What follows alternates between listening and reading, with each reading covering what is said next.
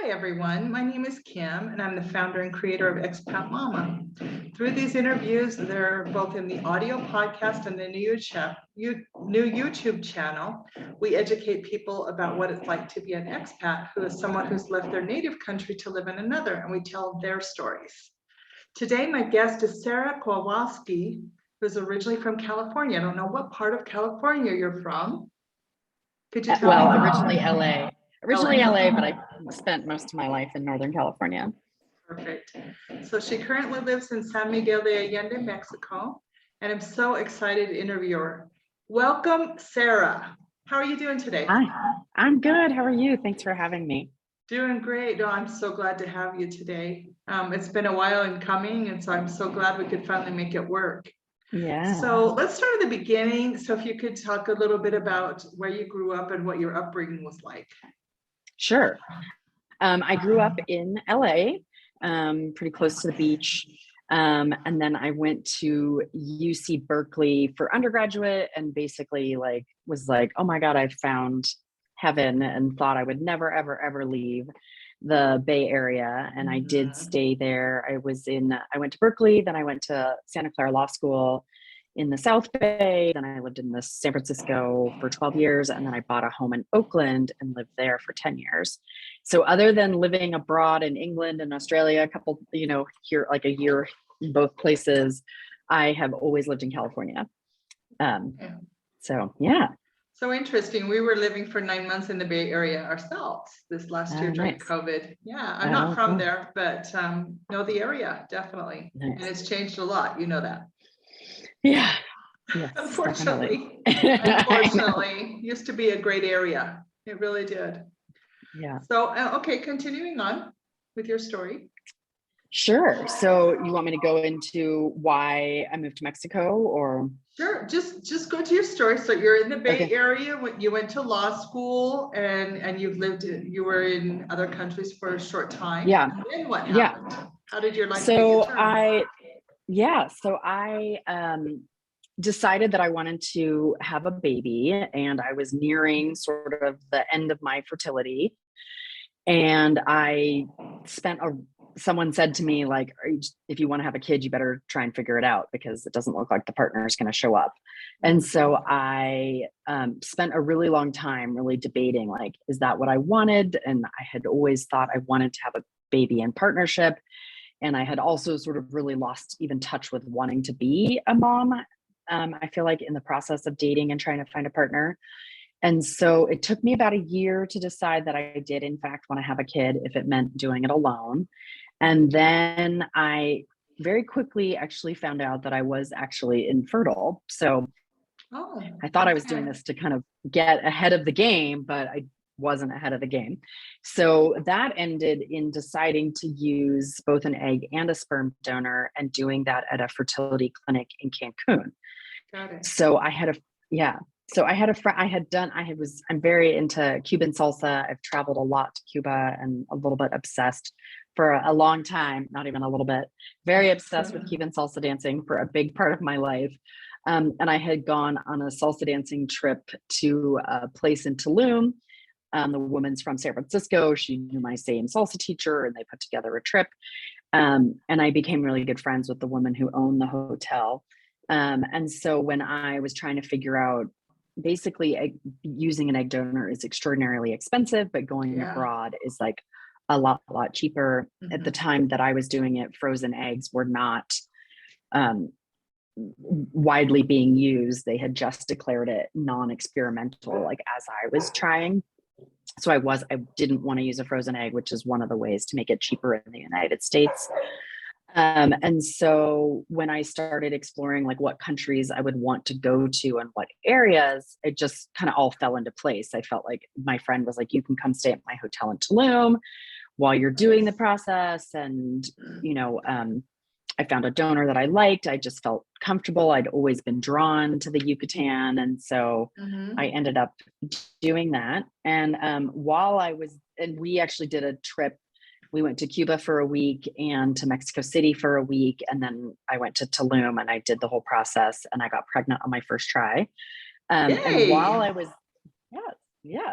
And while I was in Tulum, my friend was doing a guest expert series, not a guest expert, a guest chef series at her hotel. And a former San Francisco chef who now is a chef at many restaurants he has many, many restaurants in San Miguel, was doing like a guest chef thing. And so everyone would come up to him, and we were hanging out with him and all the chefs all week because I was hanging out with the owner of the hotel. And everyone he mentioned San Miguel to, everyone would just like swoon, like, oh, San Miguel, oh my God, it's my favorite part of Mexico. Oh, San Miguel, oh, San Miguel. And I was like, what's this San Miguel place? And I didn't research it. And my friend was just like, oh yeah, it's a really cool town. There's a lot of expats there. It's supposed to be really nice. I don't think she's actually ever been. So it just kind of was like in my brain. So then I had my kid, was living in Oakland, I was writing a book. So, and paying for preschool, which was not cheap, and not making a ton of money because I was in the process of writing my book and launching my business to work with single moms by choice. I had a whole other part of my story, but had been an attorney, quit that, became a life coach. Eventually, once I took this path, transitioned all of my work to working with single moms by choice. So I was writing a book, and it kind of like, I felt like someone said to me, like, you should move abroad, like it would be so much easier. And I had these two huge dogs, and I was writing my book, and I just was like, there's no way. Like I kind of shut it off before I ever thought about it, because it just felt impossible. And then fast forward about a year, my book published, and I saw a house for rent near my house with the same square footage and the same bed bath count, and how much it was renting for. And I was just like, holy moly, like, what am I doing living in my house? And I had already been like living with roommates and getting sort of some income off my house, but it was not anywhere near what it would be if I wasn't living in it at all. Let me stop you for just a second and backtrack. So you saw another house where that had the good in like Oakland. Oh, in Oakland, like Berkeley, okay. Oakland. Got it. Yeah. So it was basically like a comparison. It made me realize how much I would be able to rent my house for. Got it. So, and then I was like, so it kind of came into my mind again of like, maybe I should be moving abroad. And then I sort of thought about, I was paying, you don't even want to know what I was paying for preschool, but close to $30,000 a year for preschool. And I was just, which is standard in the Bay Area. Yeah. And I was just like, what am I doing? Like, I could go to Mexico and basically pay $150 or $200 a month for preschool, and I could be renting out my house. So I started to like figure out how to make it happen. And I realized that like, at first it just felt impossible. Like I was like, there's no way I could fly my dogs. Like they would not survive in a crate. It just felt impossible, but I slowly but surely like realized like one foot in front of the other, like, okay, I could drive. One step at a time. Yeah. I realized it wasn't actually that hard to get dogs into Mexico. I realized that I could drive. I figured out the residency. I realized that I could like invite a friend to come with me to drive and then feel more comfortable about the drive. So it all started to, then I was like, oh my God, how can I not move? So rather than like, did I want to, it was sort of like, well, I don't really have a choice. This is such a smart move financially.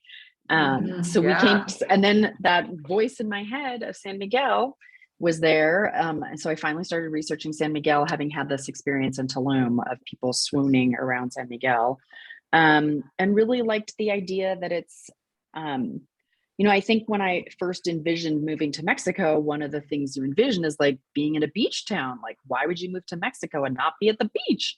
And I do ask myself that a lot. But I felt like I would maybe get bored at like a beach town eventually. Yeah. And that I wanted something a little bit more cultural. And that also the weather and the mosquitoes, like being really, really hot and humid for the summer part of the year would be maybe more intense that I could handle. I am very spoiled as a Californian, having always had pretty amazing weather. Like I've never Yeah, done Bay Area is winters like or perfect weather. Oh yeah, yeah, absolutely. yes. Especially the East Bay where I was is like absolutely Mhm. blissful weather. So I read that there was like a really high concentration of expat families in San Miguel, that the weather was kind of perfect. Yeah. It seemed like there was all these good schools for kids. And so I came and visited for a week in May, and then but was already like in the process of like packing up my house, finding tenants, all of that. Mhm. And then decided to come, like confirm that yes, I would come to San Miguel. So then by that August, I guess it was, What year are we talking about here? uh I've been here 3 years in August. No, 2018? 4 years. I'll be here 4 years this summer. So 2018, August 2018, I think. Oh, that's interesting. That's when we came here. We landed on Okay. August 29th, Oh, really? 2018. Oh, I'm cool. finding so many people that came that year here to Oh, Mexico. that's funny. Interesting. Wow, interesting. Okay. Yeah. Yeah. So uh we got here, it was uneventful. Took us like 5 or 6 days to drive, but not really that hard. I had a little trailer. Mhm. Um, I got residency or temporary residency. Nice. And we've been in San Miguel ever since. So everything really just came together. It was just a matter of doing your research, right? Your Yeah. biggest obstacle from what I can see was how to figure out how to get your dogs here. Yeah. That was Yeah, an I think important so. factor. Yeah. And then, I mean, renting my house was a big deal. I mean, Yeah, I that was is a so in big love deal with my too. house. It was, it's like, it was built in 1904. It's got all these like beautiful period details. It was like my baby. Mhm. So, and I never really thought that other than living abroad, I could not imagine living anywhere in the United States except the Bay Area. And I think when you're in the Bay Area, you're just like, oh my God, it's the be all end all. So it was just hard to like Mhm. leave this house that it's not like a house that one would normally want to rent. It's got, it's old, and I A had house with character. got a lot of character. Yeah. Mhm. So I think those were the big things, but I feel like the financial piece just made so much sense to me. Yeah, it's And then kind of a no-brainer if you think about it. Yeah. yeah. And then my parents were very elderly. My sister, not super willing to help. So I had friends helping, but not like I basically was finding that any help that I needed as a single mom, I had to pay for. So the idea also of coming to Mexico and being able to pay a very, very low hourly rate for help was also incredibly enticing. Yeah. Oh yeah. Yeah. Yeah. Yeah. Yeah, financially, it absolutely makes sense. So, and I Mhm. think most Mhm. people do understand, going from a higher currency, and especially Northern California, which is one of the most expensive places to live, certainly in the United States, but Mhm. almost in a great part of the world, except for more Yeah. expensive countries, obviously. But the Bay Right. Area and New York are the most expensive areas in the US by Right. far. Yeah. So, okay, so you finally solved the financial part, and then what? Then what happens after that? So we landed in San Miguel. We um moved around a lot our first year trying to find like where to live, but also partly because of my dogs, because San Miguel is, if you're in Centro, it's like there's no yards at Exactly, that's all. what I'm And thinking. Mhm, there's almost no outdoor space. mhm. So, and it's very loud. There's like firecrackers going off all the time. There's dogs barking. So we did move to a place that had a yard, but I actually, the landlord and I did not get along at all. And Mhm. um, I just hated the place that we were living. So we moved pretty quickly afterwards to a little place in like a little neighborhood, a little bit outside of San Miguel. So there's like this ring road that kind of encompasses like Centro, and then you can live kind of like half a mile outside of that ring road, and then you're not in Centro. So we moved to a neighborhood called Los Frailes, where we had a yard. I knew the woman who lived across the street. And it was just a lot better fit for us. But then for sure. I had met some friends who lived in another little area right outside Centro. So in San Miguel, there's a lot of these like complexes. I don't know what you'd like, a little condo complex, sort of like a gated community with less than 100 units, with kind of like a mix of flats and freestanding houses, that kind of thing. And one of my closest friends lived inside a complex here. And I was just like, oh my God, that's like heaven. The kids run free all day long. I've always been really paranoid, and I did have these 2 huge dogs, which was nice, but there's been, just you hear stories of break-ins all the time. And where I was living, we didn't actually have a tall fence. And I just was like, it's great, but I want to move. I decided it wasn't quite the place for you, so you had to find another place, right? Yeah. So now I live in this complex. It's a gated community. My kid like roams free with a gaggle of kids. It's like a miracle. I walk the dog and stop and have a glass of wine with someone, or like, hey, can I borrow some sugar? Life like it used to be, like back in the what decade are we talking about? 50s, 60s, 70s? Yeah. So I feel like it's like co-housing. Yeah. So I feel like it's almost like this co-housing community without like co-housing. It's like nice. It's amazing. It's amazing. And all of my friends and I who live here are like, I would have never chosen to live in a place like this had I in the US. And now it's like, it is my heaven, honestly, because it's like the community aspect is so incredibly powerful. And then obviously during COVID, in the beginning, we weren't even like seeing each other, but we would do these like balcony play dates where like the kids would stand, like my kid was on the balcony and the kid was like down below, and they would like pass things to each other and do things with pulleys and ropes and even I feel like we were really hardcore when the pandemic first started, as were many people, and if we were like walking the dog or whatever, we would like stand across the street from each other to chit chat. But even that, like, it was enough to like keep me sane, I feel like. Because you had social interaction. So let's talk a little bit about what community is, how important that is for you. Huge. I mean, it's huge. I feel like that's everything. It's everything. And then we haven't touched on school, but I would say schooling for my kid and community are kind of the 2 biggest pieces for me. So my kid was in a school that was kind of a co-op. It was Reggio Emilia based, which is a philosophy that I'm just really committed to. It's very project based and child interest led. And the co-op was sort of falling apart. So a friend and I actually ended up kind of taking over and running the school for close to a year. And it was like my dream school. I wasn't, part of the reason we did it is because I wasn't happy with any of the other schools in San Miguel. And I felt like we were building, my ultimate dream of where I would want my kid to be. But when the pandemic hit, we were both just like, there's no way we want to deal with the stress. And we were just like, forget it. We're going to just fold the whole project, which was not where we had just done this huge open house and we had hired new teachers and we had everything finally in place. And we felt like we were finally gaining traction. It was really devastating. What does a dream school look like? What were the components? Let's just talk about life as it used to be. What was that dream? What did that dream school have that other schools maybe didn't offer that you had created? I'm Reggio Emilia philosophy, which is the project based. So it's really hands-on.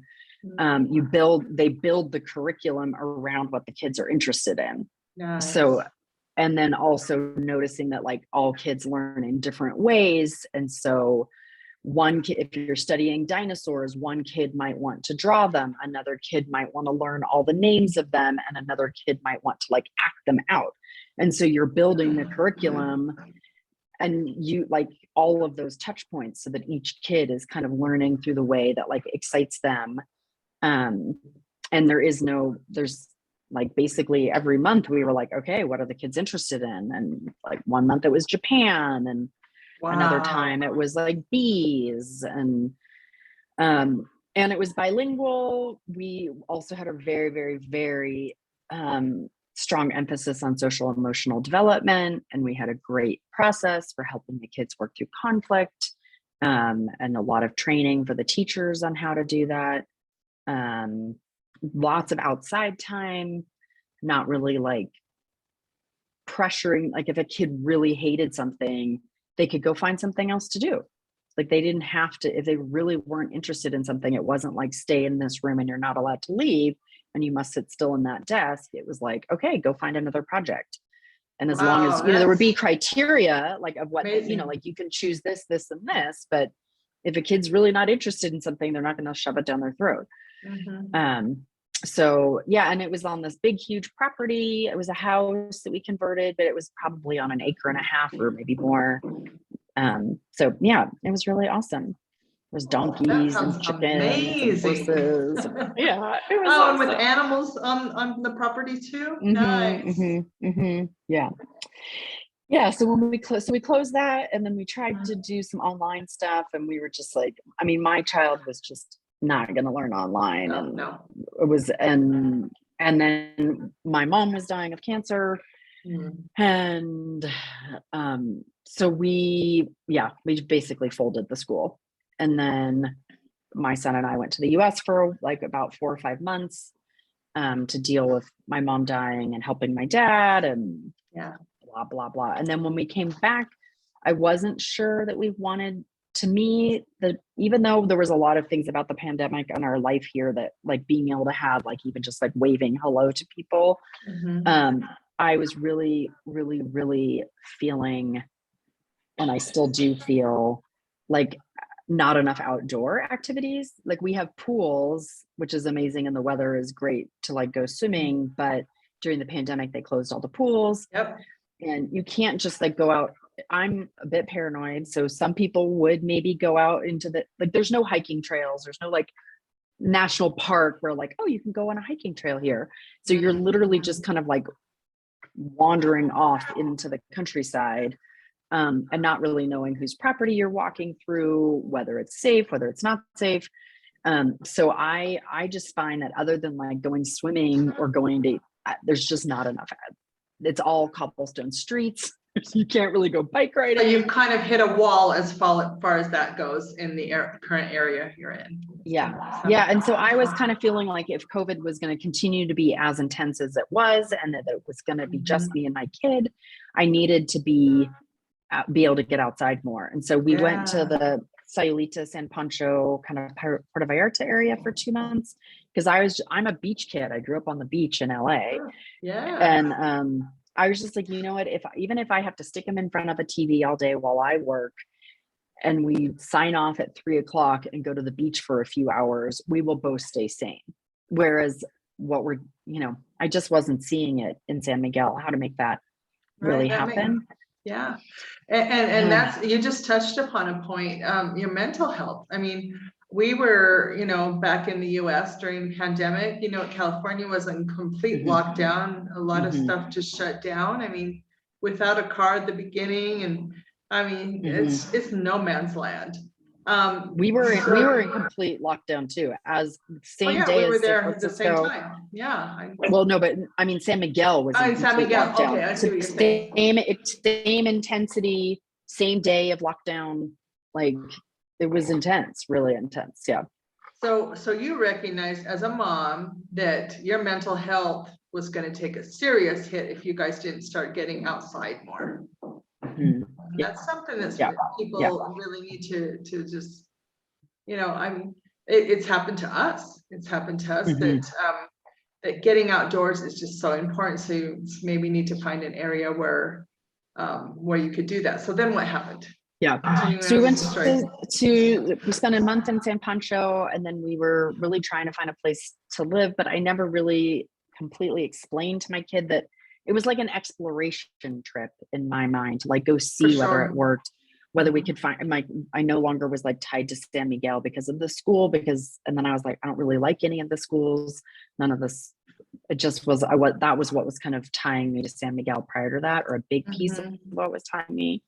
And so we went on an exploration, and I started like basically went to a school to like go see it, and I hadn't told my kid yet that I was really even like exploring to not raise schools, his expectation or whatever's going and on. he heard me talking to the people about him potentially going there, and he completely freaked out.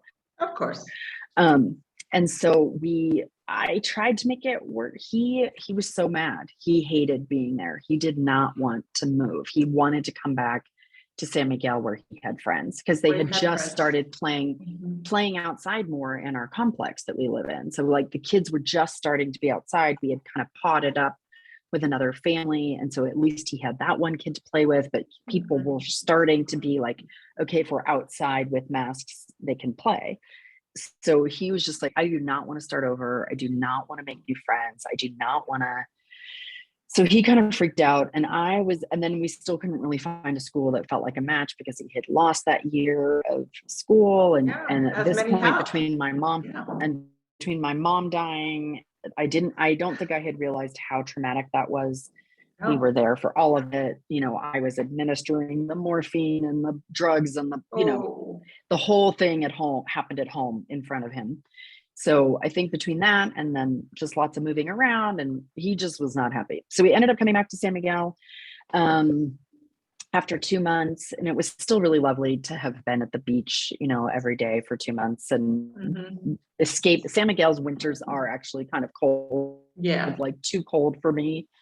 And I put him in a Waldorf school here, that's Spanish immersion. They were doing little pods. So like the kids were outdoors with masks in pods that were like self-contained. So we did that. And I was not super happy. And I feel like it was kind of hard to identify whether that was that I still didn't really like my community. Everyone was still kind of disparate because of COVID and hadn't really no one really knew what they were doing, whether they were like really in just trying to figure it out what's going on. I mean, never in our lifetime would we imagine having to go through something like the new normal, Yeah. So we, I felt like we didn't have that much community. He wasn't really his class only had 4 kids. So he wasn't really like integrating. He was very unhappy at school. Like there just wasn't a groove yet. And I just was really like, I'm not happy. So we went home for the summer. After that semester ended, we went home for the summer. I started sort of like on this journey to see like where in the US. I basically realized like maybe I want to go back to the US. Maybe I'm done with Mexico. But like, where do we want to go? And the good thing was that now I don't feel wedded to Oakland. I don't feel like the Bay Area is the be all end all. Now I'm like, I could live anywhere, and the living cheaper and is so enticing to me. Plus it's still financially incredibly good for me to be renting my house in Oakland. So we started this, like, we went to Asheville, we went to Santa Fe, we went to Boise. We thought about going to Portland, Austin, so we've been on like a where should we live, and then came back to San Miguel, and everything fell into place. And I feel like it's been really great, except school. And then I basically realized my kid is dyslexic, potentially very dyslexic. He was getting teased by a kid, being told that he's dumb every single day by this kid. And there's all sorts of issues with Waldorf that I won't go into around conflict and teasing. And but also he was in Spanish immersion, so he was learning to read in Spanish at school, but I was trying to supplement at home in English. And when I talk to people who are dyslexia experts, they're like, some kids can learn to read in both languages, but your kid cannot. You have to pick a language. Because he's not able to read in any language because he's got dyslexia, and a severe case of dyslexia at that. Well, I don't know yet. I think we don't really know. This is a new diagnosis for you, and your son is 7 now. So then we just spent the Christmas break getting him further assessed in the US, because it's hard to find people who can really assess him in English here.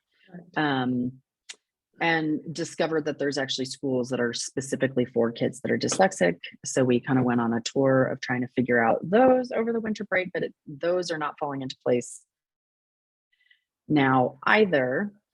So I pulled him out of school and we are piecing together like a whole homeschool curriculum. So he's doing some online stuff for reading, and I found this amazing homeschool curriculum that a friend who was driving to and from Florida agreed that I could ship it all to her, and she brought it all for me. I have like a bunch of Kiwi crates, those little like Tinker crates. There's science and cooking and history. He loves history. And I have sort of a babysitter, sort of a tutor. Her parents own a school and she works in a school, but she's like 23. But my son absolutely adores her. So she's gonna work with him and kind of do all these homeschool curriculum things with me. Plus he's going to an English tutor. He's doing some online stuff. We're doing some computer stuff.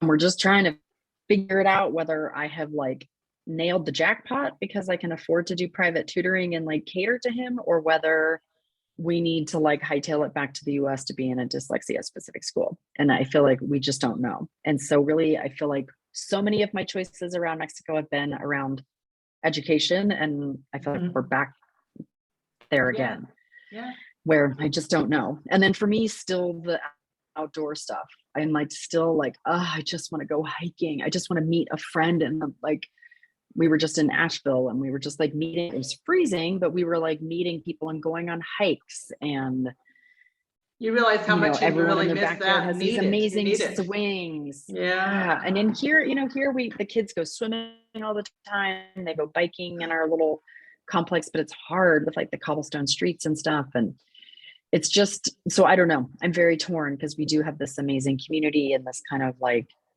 old feel where the kids just roam free and very happy and have their independence outside, and this beautiful place that we live with palm trees and 3 different pools and a gym and a activity room and a blah blah blah. So we're very torn right now, and I could not tell you what's going to happen at this point. So at this point we're on a to continue kind of life, because you got to figure things continued. out. Yes, your definitely. life is kind of in limbo because you got a lot to figure out. You got to figure out what's the right thing for your little family. So and you will figure it so out. I'm trying to figure out if there's like people who's the problem right now is really finding people who are trained in the methodology that you need to use for kids that are dyslexic, that speak English locally. And everyone has told me there is no one in San Miguel, but we'll see if anyone's out there. But there might also be like, there's an American school in Mexico City that apparently has a dyslexia program. There might be one in Querétaro.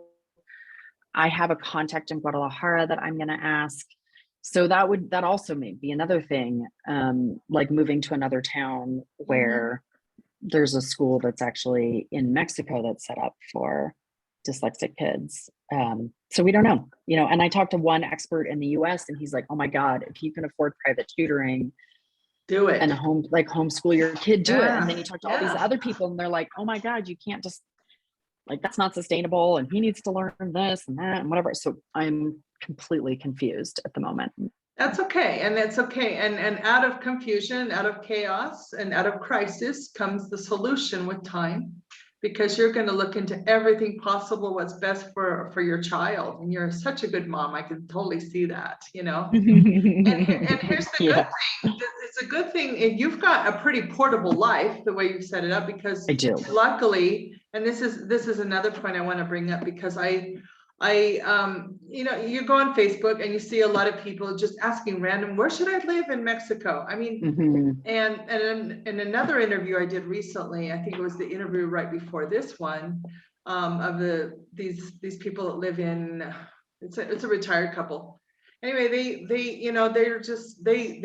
brought up the same thing. They're just like, where should you live? People are asking, and where should you live? I mean, you need to not just, and people are like, where should I buy? And that's just too big of a commitment when you're coming from another country. I see people on Facebook, can you recommend me a good real estate agent? Oh, yeah. Hey, honey, listen, You, first of all, you need to go down there and see if you even like the area. And you may like the area, but the neighbors are crazy, because that could happen. It's happened to me when I lived in Argentina. We had some really crazy neighbors, and they made our life a living. So you need to check out all those little factors that could happen in any country, but a lot of, especially Americans, are very limited in their thinking, especially when it comes to living abroad. So most of the people coincided on Facebook, I noticed, rent first, and they were putting an exclamation point. Rent first, check out the area. So that is one piece of advice that you can give people who are thinking about moving to any country, but especially Mexico, because that's where our experience, most of our experience is. Rent, because and find out, like, you with your dogs, you know, you've had to move around to find a place, and now you're considering moving again to a place, but you're able to do that because you have a portable life, because you rent. Right. So there's the benefit right there. Yeah. I mean, I think I also come at it from like how old your kids are. Like, I don't, even though my life is portable, I also feel like I get to move like one more time. My kid is not going to tolerate us experimenting anymore. Like, I feel like I have to get it right. So that's a little bit frustrating, because there's like a million places in Mexico that I would love to explore, and sort of the same with US. And I'm like, we don't have enough time to go check out all the cities, both in the US and in Mexico. And I would even consider England and Portugal and, you know, all these places are because that's you, but your child is a child that demands more stability. So it depends on the personality of your child too. Your child doesn't. Although I think when they get older, sounds like. What's that? I mean, I feel like I feel like it's partly to do with how old they are. Like, I think that when I talk now to single moms who are wondering about moving abroad, I've had a couple clients that actually, like, one moved while she was pregnant, and another was like planning to get pregnant, but like talking to me all the time about where to move. And I think that I think kids around like second, third grade, they really have their friends, and moving them is hard. And I know from other friends that I've seen who've moved that their younger child was totally fine, but their 8-year-old when they moved was not fine. And it's still taking their 8-year-old, who's now 10 or 11, like, is having a harder time than their younger kids. I think the younger your kids are when you move, the better. And then they want their friends, they want stability. I mean, my kid is pretty good at dealing with change, but it's at the same time, like, and he knows we're looking for our forever home.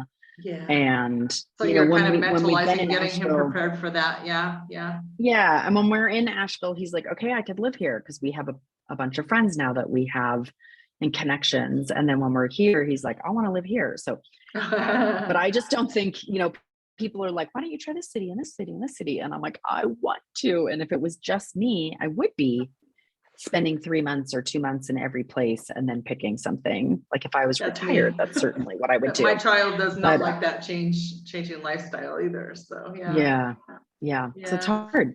I think that's one of the harder parts, is trying to, where is the right place, and kind of the need to like get it right, but have a limited amount of time to like go explore all the potential options. Yeah, for sure. But at least you have, you know how to make it work. You're a smart lady. I mean, you're gonna figure things out. You know, you are. I'm a make it work kind of girl. It's true. You are. I'm just gonna get it done. Nothing's gonna stop me, and I'm gonna get it done. And you will find your place. Most definitely. And it might be San Miguel. I don't know. Jury's still out. I have no idea. It'll all come together when it needs to come together. You know how the universe works. Yes. So what's next for you? You never talked about what your book was about that you published. Oh, sure. My book was a memoir about my decision to have a baby, like making this a decision to have a baby alone, and then the whole process of getting pregnant and using donors. It's called Motherhood Reimagined. So it's really all of the multiple times I reimagined, and I'm still reimagining what motherhood looks like. So between what we think it's going to be and what it ends up being. And And then I have a podcast as well. I haven't been Oh, doing very many episodes, but it's also called Motherhood Reimagined. I interviewed about 25 single moms by choice about their processes and being a single mom by choice. And now I have a community that is kind of my newest venture. So it's an online membership community. And so within there, you can either just be a part of the platform where we have regular connections like online Zoom dates. You can connect with people, like find people in your area and connect with them. And then I have a bunch of like guest experts on various topics. And then you can also join my groups. So I have various groups for like women who are contemplating whether or not to become a single mom by choice, and then women who are trying, and then pregnant. So I'm also a childbirth educator and postpartum doula. So I teamed oh, wow. up with a fellow single mom by choice who's also a midwife. So we teach a childbirth education class and like a postpartum class as well. So I kind of have like a full spectrum offerings to women who are doing it alone or thinking about doing it alone. Good for you. You got a lot going on. And you have and you have a lot to offer too. So you are a treasure trove. I'm just wondering, do you know another single mom that's in Oaxaca that I might know? Well, there's a woman, Tanya Pam. Is that who you're thinking of? Yep. She's my friend. We have not. Okay. We were just connecting because I was like, I've heard of you. I keep hearing of you. Mm-hmm. And I want to talk to her because I've a million times thought about doing retreats in Mexico for single moms. She's sold out her retreats. She's starting her first one this year, and yeah, she's she's found her thing. So in the cool. Yeah, it's definitely something I've thought of doing many times, but then there's you can do so many things, and yeah, you got to pick and choose. But yeah, I definitely want to connect with her. And one of my clients met her because one of my clients works in Oaxaca, has like a business between San Francisco and Oaxaca, and she met her and was like, oh my God, you guys have to connect. So okay, so here's the universe telling you through me. So there's at least two people telling you that you have to connect with her. You're both amazing. Yeah. That's why I think you should connect. Awesome. Oh, cool. Yeah. So what else have I not asked you about that we could bring into this interview that you'd like to discuss or tell us about? I feel like we've covered most of it, but I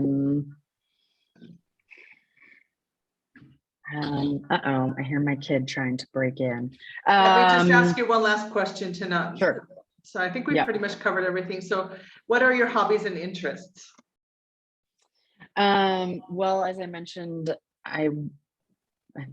now it feels like in a previous life, but Cuban salsa dancing, which also there isn't much. There's one Cuban guy who I think he might have moved to Oaxaca, in San Miguel. Moved to Oaxaca. Yeah.